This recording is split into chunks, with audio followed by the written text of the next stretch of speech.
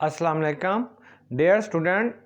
2024 के अंदर जो एफएससी का एग्ज़ाम होगा इसमें जो पार्ट 1 की फ़िज़िक्स होगी इसका पेपर पैटर्न, पेपर कम्बिनेशन या पेयरिंग स्कीम कैसी होगी आज हम उसे डिस्कस कर रहे हैं।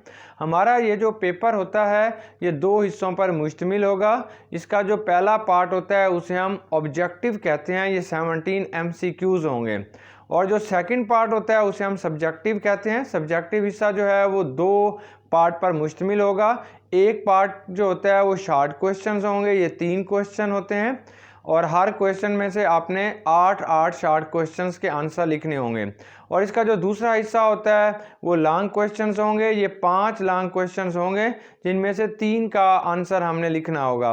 तो टोटल ये जो मार्क्स होते हैं ये 85 होंगे और 85 मार्क्स का आपने पार्ट 1 का पेपर देना होगा और 15 मार्क्स का प्रैक्टिकल होता है जो कि नेक्स्ट ईयर आपको सेकेंड ईयर के साथ देना होगा।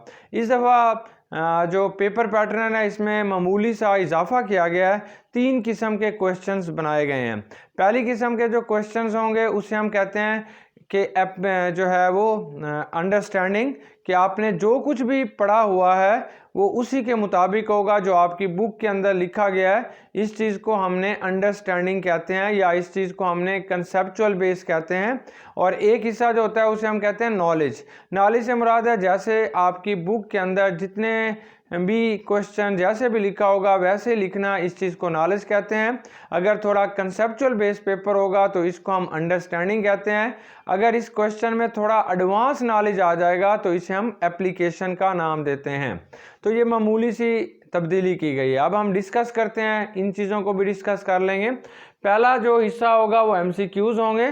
चैप्टर नंबर 1 में से 2 MCQs आएंगे, चैप्टर नंबर 3 और 5 में से भी 2 MCQs होंगे, चैप्टर नंबर 8 और 11 में से भी 2 MCQs आएंगे। बाकी जो रिमेनिंग चैप्टर हमारे पास बचते हैं उनमें से एक MCQs आएगा। चैप्टर नंबर 2 में से, चैप्टर नंबर 4 में से, 6 में से, 7 में से, 9 और 10 में से एक MCQs आएगा। ये टोटल हमारे पास 17 MCQs होंगे। अब जो फिर इसके बाद हमारा जो सब्जेक्टिव पोर्शन होगा इसमें क्वेश्चन नंबर 2 होगा। क्वेश्चन नंबर 2 में से जो चैप्टर नंबर 1 है इसमें से 4 शॉर्ट क्वेश्चंस आएंगे।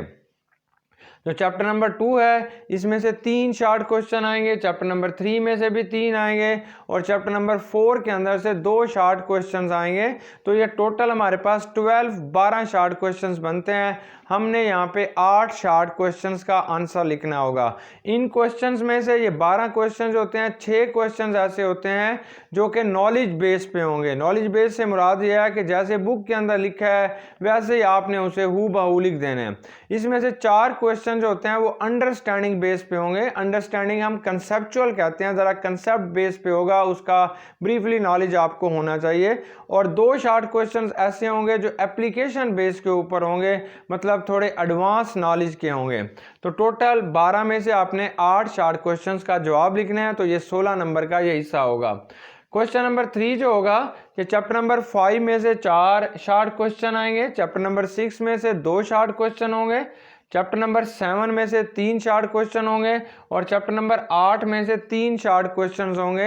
ये भी उसी तरीके से 12 शॉर्ट क्वेश्चंस होंगे और आपने 8 शॉर्ट क्वेश्चन जो होते हैं उनका जवाब लिखना होगा बिल्कुल वैसे ही कि 6 इसमें नॉलेज बेस होंगे, 4 इसमें अंडरस्टैंडिंग यानी कंसेप्चुअल होंगे और 2 इसमें एनालिटिकल बेस पे होंगे, एडवांस नॉलेज होगा, SLOS बेस के ऊपर होंगे। 2 ऐसे क्वेश्चन होंगे।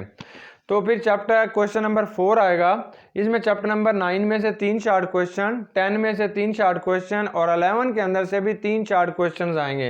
ये टोटल शॉर्ट क्वेश्चन हमारे पास बनेंगे 9, जिनमें से आपने 6 शॉर्ट क्वेश्चन का आंसर लिखना होगा। इस हिस्से में टोटल आपने 22 शॉर्ट क्वेश्चन करने होंगे जो कि 44 मार्क्स के होंगे।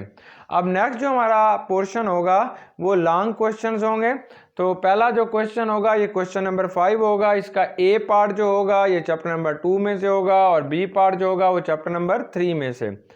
अब फिर नेक्स्ट हमारा जो क्वेश्चन नंबर 6 होगा, इसका ए पार्ट जो होगा वो चैप्टर नंबर 4 से आएगा और बी पार्ट जो होगा वो चैप्टर नंबर 8 में से आएगा। और क्वेश्चन नंबर 7 जो होगा इसका ए पार्ट जो होगा वो चैप्टर नंबर 5 में से आएगा और बी पार्ट जो होगा वो चैप्टर नंबर 7 में से आएगा। क्वेश्चन नंबर 8 के अंदर ए पार्ट जो है वो चैप्टर नंबर 6 के अंदर से आएगा और बी पार्ट जो होगा वो चैप्टर नंबर 11 के अंदर से आएगा।